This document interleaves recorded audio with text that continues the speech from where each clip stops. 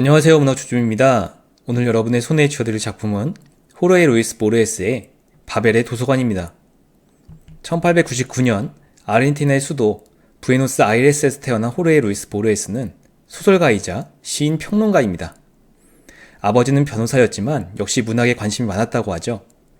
보르헤스는 학교에 다니지 않고 집에서 가정교사에게 배웠는데요. 제1차 세계대전 이후인 1919년에 스페인으로 이주해 거기서 본격적인 작가로서의 활동을 시작합니다. 그가 1944년과 49년에 발표한 그 유명한 단편 소설집인 픽션들과 알레프로 인해 명성을 드높였었죠. 한편 보르헤스는 당시 아르헨티나의 독재 정권인 페론 정권을 비판하고 말년에 스위스로 이주해 사망할 때까지 거기서 지냅니다. 작가로서 보르헤스는 남미 문학계뿐 아니라 세계 문학계에 큰 족적을 남긴 작가로 평가받고 있습니다. 바벨의 도서관은 방금 소개해드린 1944년에 발표된 단편 소설집 픽션들에 포함된 작품인데요. 픽션들은 두 갈래로 갈라지는 오솔길들의 정원과 기교들로 구성되어 있는데 이 작품은 전자에 속해 있습니다. 도서관에 비유한 우주를 소개하는 내용을 담고 있는 이 소설은 상징과 비유가 가득 차 있는 작품인데요. 때문에 읽으면서 이게 소설이 맞나 하는 생각이 들기도 합니다. 그러나 이 작품은 후배 작가들에게 많은 영감을 주었고 보르헤스가 높은 평가를 받게 만든 계기가 되었다고 할 수 있죠. 하지만 보르헤스의 많은 작품들이 그렇듯 이 작품도 난해한 편인데요. 같이 읽어보시면 좋을 것 같아서 소개해드리려고 합니다. 이 작품에 등장하는 주요 인물들을 소개하겠습니다. 아마 이런 작품은 제가 처음 소개해드리는 것 같은데요. 이 작품의 등장인물은 명확하지 않습니다. 나라고 추정할 수 있는 인물이 바벨의 도서관에 대해서 설명하고 있는 내용이 이 소설의 전부죠. 그래서 이 작품의 주요 등장인물은 그냥 넘어가야 할 것 같습니다. 이 작품의 주요 줄거리를 소개하도록 하겠습니다. 사람들이 도서관이라고 부르는 우주는 육각형 진열실들이 무한히 이어져 있는 구조로 이루어져 있습니다. 진열실들은 무한한 층으로 켜켜이 쌓여 있고 각 진열실에서는 위아래로 무한하게 존재하는 다른 진열실들을 볼 수 있죠. 각 진열실의 가운데에는 통풍구가 있고 진열실의 6개 면 중 4면에는 각각 5개의 책장이 있으며 나머지 2면 중 하나는 복도로 이어집니다. 복도의 끝에는 거울이 하나 있는데 어떤 사람들은 이 거울을 근거로 도서관이 무한하지 않다고 생각하지만 주인공은 도서관은 무한하다고 생각하죠. 한편 진열실에 있는 총 20개의 책장에는 책장마다 똑같이 410페이지의 32권의 책이 꽂혀 있는데 책마다 각 페이지는 40줄로 각 줄은 80여 개의 글자로 쓰여 있습니다. 그런데 특이하게도 책에 써있는 글자는 책의 내용을 나타내지는 않죠.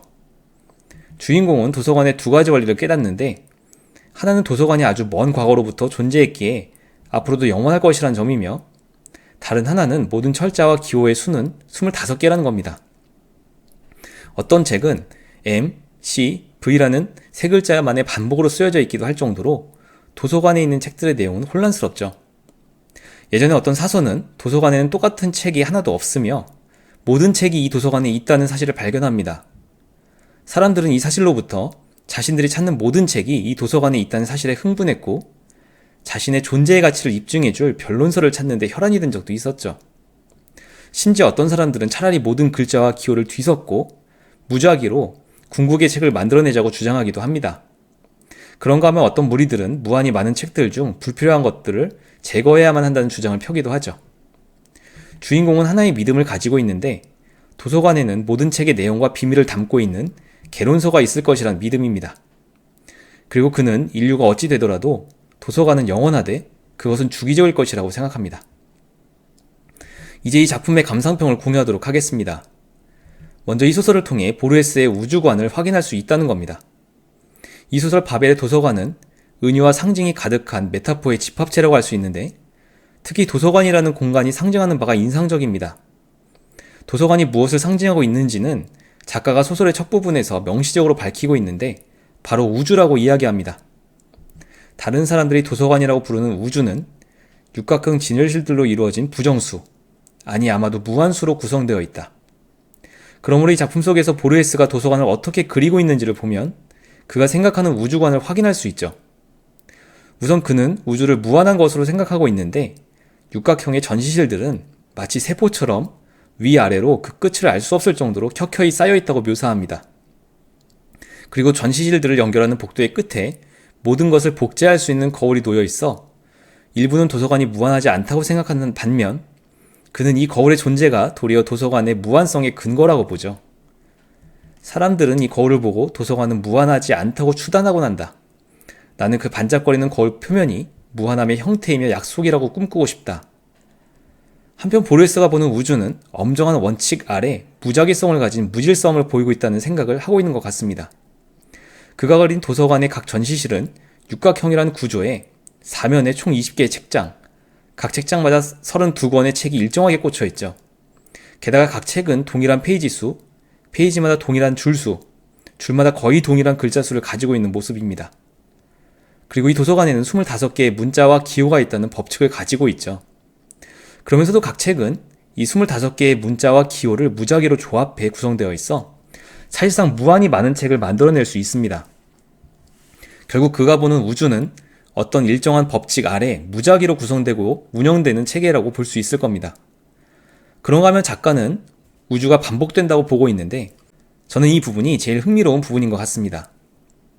소설의 마지막 부분에 이르러 그는 도서관이 무한하다는 주장과 유한하다는 주장에 모두 모순이 있다며 그 절충안을 제시하죠. 나는 이 오래된 문제에 대해 도서관은 무한하지만 주기적이다 라는 말로 해결책을 제안하고자 한다. 도서관은 무한히 반복되는 구조를 가지고 있다는 것인데 이를 우주에 적용하면 우주 역시 무한하게 반복된다는 의미일 겁니다. 어떤 일정한 방향을 가지고 직선적으로 가는 것이 아니라 순환된다고 보는 보르헤스의 우주관을 확인할 수 있었습니다. 아마도 이 작품은 더욱 다양하게 해석할 수 있을 것이고 이를 통해 작가가 세상을 보는 관점을 확인할 수 있다고 생각합니다. 다음으로 이 무한한 우주 속에서 인간은 어떻게 살아가고 있는가 하는 것을 생각해보죠. 작가 보르헤스가 우주를 도서관에 비유한 이유는 도서관에서 행하는 사람들의 행동을 통해 인간의 삶을 보여줄 수 있다고 생각했기 때문인 것 같은데요. 도서관 속 사람들은 각자가 생각하는 변론서를 찾으며 살아가고 있는데 이 소설의 화자 역시 그랬음을 고백하죠. 도서관의 모든 사람들처럼 나는 젊은 시절 여행을 했다. 나는 한 권의 책, 아마도 편람 중에 편람일 책을 찾아 돌아다녔다. 도서관에 있는 그 무한수의 책들 중에서 그 한 권의 책을 찾기 위해 여행을 했으며 다른 사람들 역시 마찬가지라는 겁니다. 그러나 그 책을 찾기란 쉬운 것이 아니었는지 어떤 사람들은 그 책들을 다 뒤섞어 무작위로 조합해보자고 주장하기도 하죠. 그런가 하면 다른 사람들은 자신들이 생각하기에 불필요하다고 생각하는 책들을 제거하면서 그 책을 찾아내려고도 합니다. 도서관 속 사람들의 이런 모습은 마치 진리를 추구하고 그것을 찾아내기 위해 애쓰는 현실 속 인간들의 모습을 보여주는 것 같습니다. 현실 속 인간들 역시 각자가 추구하는 이상과 진리를 찾기 위해 거의 평생을 바쳐 노력하고 애쓰며 살고 있기 때문이죠. 그런데 이 소설이 보여주고 있는 비극적인 부분은 그 책이 과연 실제하는지 알 수 없으며 그 책을 가지기 위해 사람들끼리 서로 갈등한다는 겁니다. 있는지 없는지도 모르는 그 책을 찾기 위해 사람들끼리 벌이는 아비규환의 모습은 인생의 비극을 너무나 적나라하게 보여줍니다. 우리가 각자 추구하고 있는 것들이 실제하는지 또는 그것을 실현할 수 있는지는 아무도 장담할 수 없음에도 불구하고 우리는 끝없이 애쓰고 있죠. 어쩌면 사람들은 자신이 추구하는 것이 실제한다고 생각하는 믿음 자체를 중요하게 생각하는 것인지도 모른다는 생각도 듭니다. 그런 믿음으로 삶을 살아나가는 동력을 얻어갈 수도 있기 때문인데 소설 속에는 이런 문장으로 표현하고 있습니다. 만일 제가 영광과 지혜와 기쁨을 누릴 수 있는 그 책을 읽어볼 수 없다면 다른 사람들에게라도 그런 기회를 허락해 주소서. 자기 자신이 아닌 다른 누구라도 그것을 봤다는 확실한 증언을 해줄 수 있다면 끝까지 그것을 찾을 수 있는 힘이라도 얻을 수 있겠다는 절규처럼 보입니다.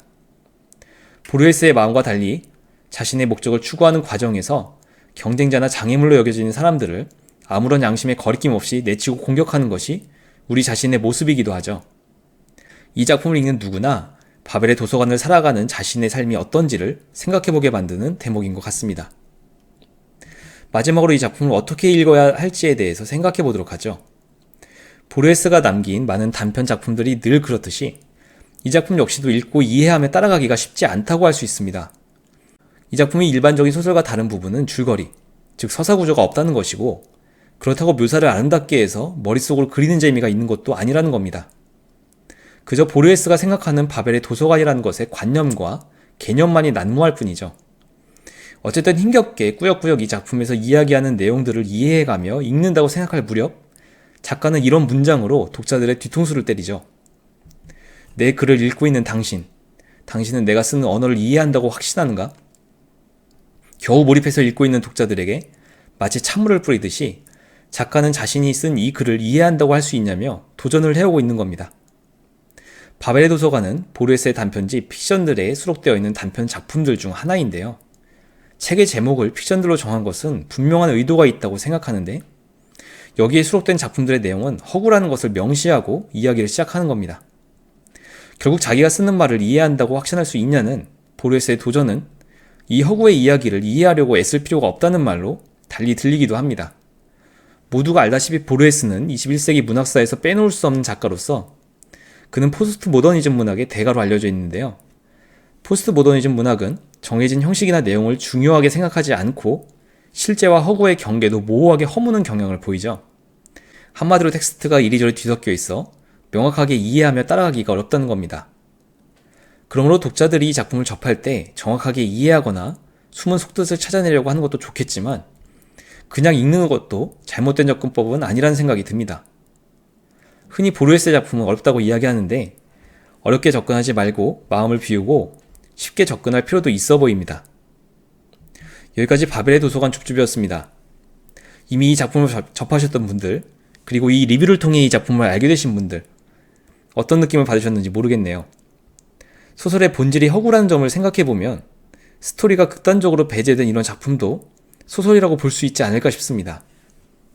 지금까지 문학줍줍이었습니다. 다시 다른 영상으로 또 만나 뵙겠습니다. 감사합니다.